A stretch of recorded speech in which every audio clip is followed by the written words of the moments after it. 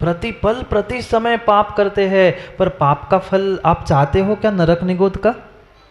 आप लोग जाना चाहते ना नरक में, निगोद में, तिर्यंस गति में जाना चाहते? नहीं जाना चाहते। पर मार्ग किसका चल रहा है?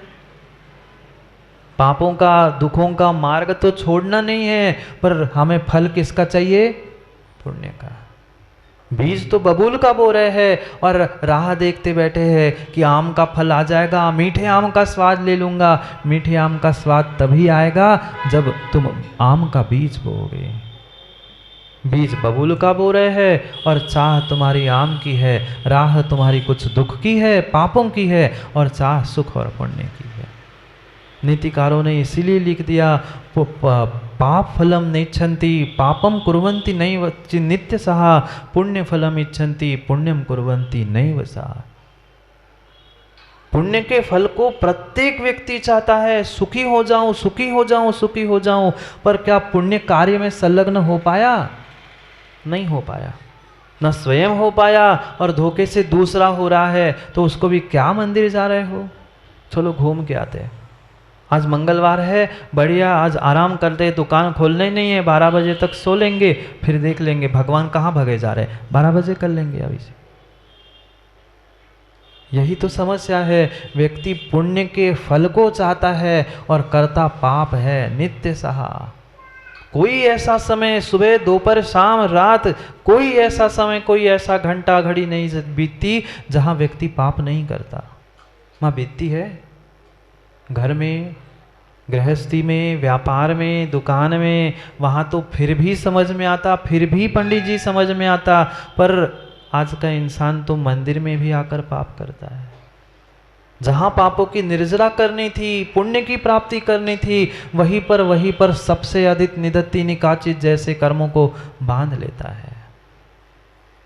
कल बात समझी थी, याद है ना? नमोह त्रियोग समाहारी की, तीनों योगों में समानता नहीं थी, इसलिए पाप पाप और पाप मंदिर में भी आके करता है। व्यक्ति ये सोचता है मैं तो घंटों घंटों पूजा करता हूं, इतना इतना इतना इतना दान देता हूं, पर मात्र दान देना और घंटों घंटों पूजा करने से काम नहीं होगा। नहीं होगा, नहीं होगा। उसे हमें वास्तव में उस क्रियाओं को बहुत विवेक से समझने की आवश्यकता है कि क्रिया के साथ हमारी परिणति, परिणाम कहाँ जा रहे हैं। क्या मात्र हम धर्म पुण्य दिखावे के लिए कर रहे हैं कि असलियत में कर रहे हैं? अगर असलियत में किया होता, सच्चा और अच्छा धर्म किया होता, पुण्य किया होता, तो खोटे पंचम काल में नहीं आते। पुण्य तो किया, शुभ कार्य भी किए, जिसके निमित्त से मनुष्य बने, जैन कुल में आए, ये सब कुछ ठीक है, स्वीकार है। पर अगर उतने ही पुण्यात्मा होते तो खोटे पंचम काल में काय को आते? महावीर भगवान के साथ ही जन्मते, वही दीक्षा लेते और कल्याण करते ना। कहीं न कहीं पुण्य में छेद रहा, पापों की प्रबलता रही, प्रचुरता रही, जिस कारण से आज जीव दुखी हो रहा है। जीवन की यात्रा को समझ रहे थे, याद है ना माँ? मेरी जीवन यात्रा कहाँ से प्रारंभ की, कहाँ समाप्त होगी, मैं कौन हूँ, इन बातों को ही जीव ने आज तक नहीं समझा। और इन प्रश्नों को ना समझने का ही प्रतिफल है कि हम आज तक आकुलित व्याकुलित परिणामों के साथ दुखों को प्राप्त कर रहे हैं। शरीर से भले ही सुख उन्हें दिख रहा है, लग रहा है, पर मानसिक दुख देवों में सबसे अधिक होता है। दूसरों की प्रगति, दूसरों की धन दौलत देखकर जो भीतर ईर्ष्या हो रही, वो मानसिक दुख है। माता, वो ईर्ष्या क्या होती है? ईर्ष्या क्या होती है जानते हैं आप? भले ही परिभाषित कर पाए नहीं कर पाए, पर बगल वालों की वह सोने चांदी की डिब्बी दिखती है द्रव्य की, फिर समझ में आती है कि ईर्ष्या क्या होती है। पर वह थाली सोने चांदी की दिखती है, दूसरा कहाँ कैसा द्रव्य चढ़ा रहा है, यही तो ईर्ष्या, यही तो मानसिक दुख है। प्रतिपल प्रति समय वह जीव उस शारीरिक नहीं तो मानसिक जीवों से, दुखों से वह दुखी है। और नरकों के दुखों की कहना ही क्या, वो तो स्वाभाविक दुख है। वहाँ तो वो स्वाभाविक दुख है जो नरकों में भोगने के लिए मिल रहा है। सहज सहज उस गति का ही ऐसा परिणमन है, नियोग है कि उन्हें स्वभाव से ही दुख और दुख मिलता है। कि वहाँ के दुख नहीं भोगे, भोगे भोगे भोगे। हर व्यक्ति दौड़ रहा है, मैं दुख से बचूं, मैं सुख को प्राप्त करूं, दुख से बचूं, सुख को प्राप्त करूं। पर ये पक्का है, जितना जितना व्यक्ति उस दुख से भाग रहा है उतना उतना ही दुख को प्राप्त कर रहा है। यही तो जिनागम का रहस्य है, यही तो पंडित दौलत राम जी ने यहाँ लिखा है।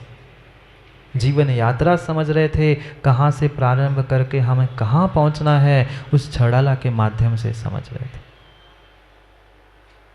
पहले पद्य को, मंगलाचरण को कल हमने समझा था, अब दूसरे पद्य को हमें समझना है। पढ़ते हैं, जिनको याद है साथ में पढ़ने का प्रयास करना। क्यों माताओं, याद तो है ना? कल भी पूछा था, बहुत कुछ याद है, बहुत कुछ पढ़ा है, पर सब पढ़ा है, पता नहीं कहाँ पढ़ा है। पढ़ा है पर पढ़ा है। अब तला में होता है ना पढ़ा, अब चाहे वो पढ़ा हो चाहे वो पढ़ा हो, पर पढ़ा पढ़ाई है। पढ़ते उस दूसरे पद्य को और समझते हैं उस यात्रा की प्रारंभिक अवस्था को, कि कहाँ से कैसी यात्रा व्यक्ति क्यों कर रहा है, ये भी तो पहले समझ में आए। अगर पता ही नहीं है हमें पंडित जी यात्रा कहाँ से हो रही है, क्यों हो रही है, तो काम ही क्या है। मात्र जीव दुख से बचने के लिए, सुख की प्राप्ति के लिए दौड़ रहा है, भाग रहा है, प्रतिपल यात्रा कर रहा है। कभी तिर्यंच, कभी नारक, कभी मनुष्य, कभी देव, सब गतियों में घूम घूम कर देख लिया, पर कहीं सुख न मिला। चाह तो खूब खूब सुखी होने की थी, पर राह संसार में दुखों की ही थी, क्योंकि संसार में जब तक है तब तक सुख नहीं है, वह दुख दुख ही है। भले ही कुछ क्षण का आपको वह भोजन करते हुए, पैसे कमाते हुए सुख लग रहा है, पर वास्तव में सुख नहीं है, वो तो दुख ही दुख है, वो तो दुख ही दुख है। परम सत्य तो यही है, पर क्या करे, जीव इसे समझ नहीं पा रहा, समझ नहीं पा रहा है, समझ नहीं पा रहा है। डर तो रहा है दुखों से, दूर भी भागने का प्रयास कर रहा है, पर बच नहीं पा रहा है, क्योंकि बहुत सुंदर एक आवरण और बहुत सुंदर पैकिंग करके उन दुखों को सुख का नाम रख दिया। क्या हुआ, एक बार वह एक बालक था, प्रासु, स्कूल तो गए होंगे ना, स्कूल गया प्रासु, और टीचर्स ने पूछा प्रासु से, क्यों भाई 2-3 दिन से तुम स्कूल नहीं आए, क्या बात है? अब बहाने तो बहाने होते, बहाने देने में क्या समय लगता है। पहले तो प्रासु ने प्रयास किया कि झूठ ना बोलना पड़े, नहीं टीचर ऐसा था, काम था, ये था, वो था। पर टीचर का को माने, टीचर ने भी कहा नहीं, तुम तो बताओ ऐसी कौन सी बात है। माँ साहब होंगे, पूछ रहे थे कि नहीं आप तो बताओ क्यों नहीं आए 2-3 दिन से, तुम 2-3 दिन से नहीं आए, अगर सोच लेना नहीं तो मैं तुम्हें फिर। वो कहता है वो माँ साहब मान ही नहीं रहे, तो उसने कहा क्या करे माँ साहब, गलती मेरी नहीं है, गलती नहीं मेरी नहीं है। कल परसों क्या हुआ, हमारे घर में एक बकरा है। उसने कहा तो क्या हुआ, वो कह रहे वही तो बता रहा हूँ माँ साहब, सुनो तो। प्रासु कह रहा था वही तो कह रहा हूँ माँ साहब सुनो, हमारे घर में एक बकरा है और परसों उस बकरे ने ना अंडा दिया। माँ साहब कहते पगला गए क्या कह रहे हो तुम, कुछ सोच समझ के बात कर रहे हो कि गर्मी चढ़ गई, क्या हो गया? नहीं माँ साहब मैं बिल्कुल सही कह रहा हूँ, हमारे घर में एक बकरा है और उसने परसों अंडा दिया। माँ साहब कहते मैंने क्या तुम्हें यही सिखाया, घर में तुम्हें माँ बाप यही सिखाते हैं क्या, बकरा और अंडा कहीं से कहीं संबंध नहीं? कहते माँ साहब आप मानोगे नहीं, आप विश्वास मानो, हमारे घर में एक बकरा है और कल उस बकरे ने अंडा दिया। वो माँ साहब कहते अरे बकरी तो कहते, कम से कम बकरी कहते तो भी समझ में आता, बकरा और अंडा क्या संबंध है? बकरा तो जन्म भी नहीं देता और अंडा कैसे देगा? कहते माँ साहब अभी आपको पता नहीं है, आप आना हमारे गली में, हमारे घर में, हम दिखा देंगे। उस बकरे ने कल ही अंडा दिया था, परसों अंडा दिया था और आज बच्चे ने जन्म लिया। अब वो माँ साहब भी दिमाग खुजाने लगे, क्या बात है? कहते आप टेंशन नहीं करो, आपको हमारी बात पे विश्वास नहीं है ना, आप कल मेरे घर में आना। हम माँ साहब भी आश्चर्यचकित हो गए कि नहीं, ये ब्रह्मांड का पहला आश्चर्य हमारे वो स्टूडेंट के घर में, हमारे विद्यार्थी के घर में। वो भी खुश हो गए कि होगा भाई कुछ, इतनी दमंगी से इतने जोर से वो बोल रहा है तो कुछ ना कुछ बात होगी।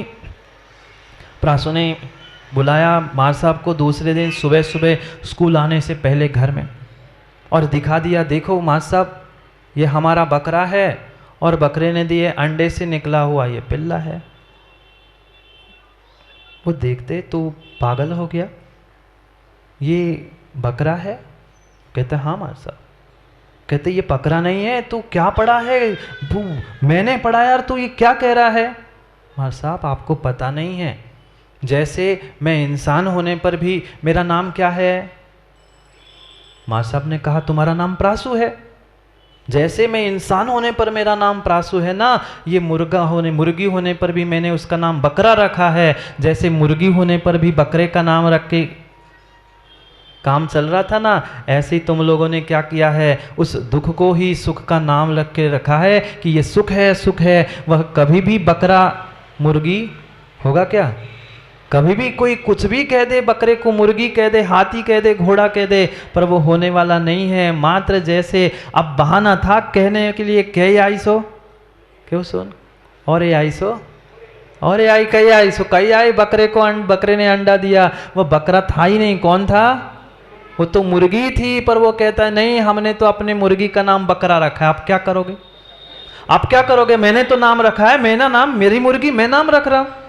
जैसे उस प्रासु ने बकरे को, मुर्गी को बकरे का नाम रखा था ना, ऐसे ही आप लोगों ने दुख को सुंदर सुंदर लेबल लगा के सुख का नाम रखा है। वह दुख है और दुखी है।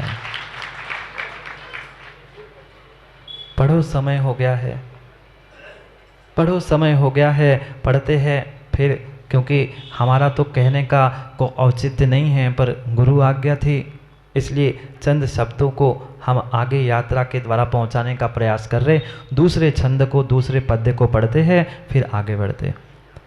जय त्रिभुवन में जीव अनंत, सुख चाहे दुख ते भयवंत, ताते दुख हारी सुख का, कहे सीख गुरु करुणाधार। कितनी कितनी अच्छी बात कह दी। जय त्रिभुवन में जीवानंद, इस तीन लोक में जितने जितने जितने जीव है, वे अनंत अनंत जीव है। वे प्रत्येक जीव सुख चाहे दुख ते भयवंत। सुख चाह रहे हैं, दुख से दूर होना भी चाह रहे हैं, दुख से डरते हैं, सुख की चाह है, पर बेचारे राह दुख की नहीं छोड़ पा रहे हैं, इसलिए कहीं नहीं पहुंच पा रहे हैं, ना घर के ना घाट के। अब जाने वाले घर जा रहे हैं, घाट जाने वाले मतलब दुकान जाने वाले दुकान जा रहे। अब घाट बदल गया है, दुकान और घर है, पर न घर के ना दुकान के। सुख चाहे दुख ते भयवंत।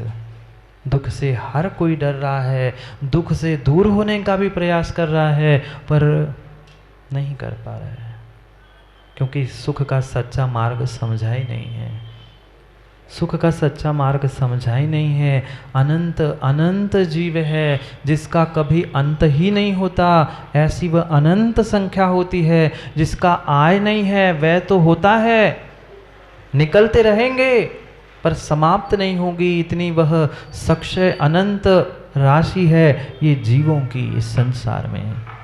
तीन लोक में एकेंद्रिय से लेके पंचेंद्रिय, संगी पंचेंद्रिय, ऐसे अनंत जीव है, और प्रत्येक जीव चाहता है, नारकी भी दौड़ता है, कभी देखना, कभी मौका मिले तो दिखाने का भी प्रयास करेंगे। उस आजकल आधुनिक मोबाइल आदि के द्वारा वह नरक का दृश्य बनाया है कुछ लोगों ने।